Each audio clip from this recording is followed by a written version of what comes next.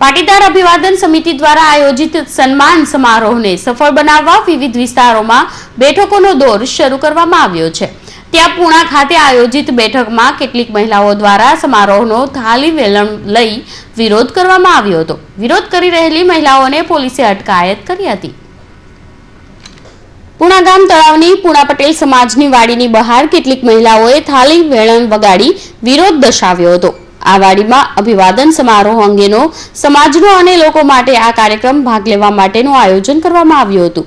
આગામી 8મી સપ્ટેમ્બરે યોજાતા રાજસ્વી પાટીદાર અભિવાદન સમારોહ અંગે વિરોધ કરવામાં આવ્યો હતો, જેમાં 10 થી 15 જેટલી મહિલાઓ આ કાર્યક્રમ પાટીદાર સમાજનો નહીં હોવાનું જણાવી થાળી અને વેલણ વગાડી વિરોધ પ્રદર્શન કર્યું હતું। આ પ્રદર્શન કરતી પાટીદાર મહિલાઓની પૂણા પોલીસે અટકાયત કરી હતી।